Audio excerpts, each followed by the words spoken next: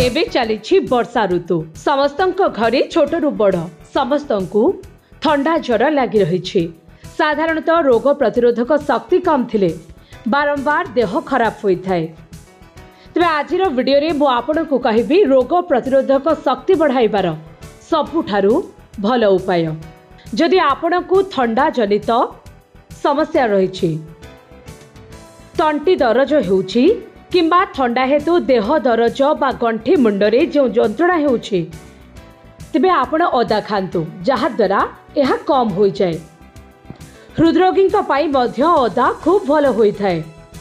गवेषक मानक कहिबा अनुसार दिन को 2 ग्राम अदा खाइबा द्वारा रक्तरु शर्करा स्तर 10% कम होता है। तेबे काश हेउथिले किंबा ठंडा होइथिले आपण अदा पका लाली चा पियंतु जहा द्वारा आपणकर ठंडा एवं काश कमी जीव। एवं मने रखंतु बेसी अदा खाइबा द्वारा पेट गरम मध्य होता है। तेणु दिन को 2 ग्राम रु अधिक अदा खांतु नाही। अदारे रोग प्रतिरोधक शक्ति वृद्धि करिबा रो साहाय्य करिथाय। तेणु अदा चा पीबा लाभदायक होता है। नचेत कंचा अदा मध्य खाई पारिबे। आपण महू सहित मध्य अदा रस खाई पारिबे। प्राय समस्तक बाड़ी अगणारे तुलसी थाए। एहार पत्र कौनसी अमृत ठारू मध्य कम होई न थाए। ठंडा काश पाई तुलसी रामबाण परी काम करिथाए।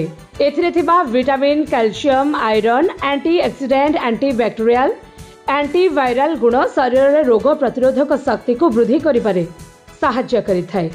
तेणु सैंधव, लवण, महू, अदा रस एवं तुलसी पत्र को गरम पानी रे फुटाई प्रतिदिन सेवन करने द्वारा उपकार मिलता है।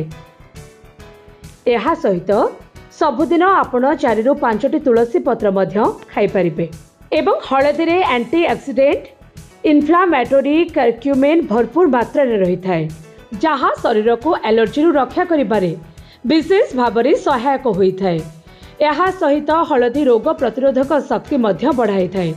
तेणु आपण हलदी को उषुम क्षीर सहित मध्य पी पारिबे। दालचीनी एथिरे एंटीवायरल एवं एंटी फंगल गुण रही, जहाँ ठंडा एवं ऋतु अनुଯାयी होथिबा फ्लू रे यह औषध भाव में काम करिथाए, जहाँ स्वास्थ्य पाई अत्यंत भल होइथाए।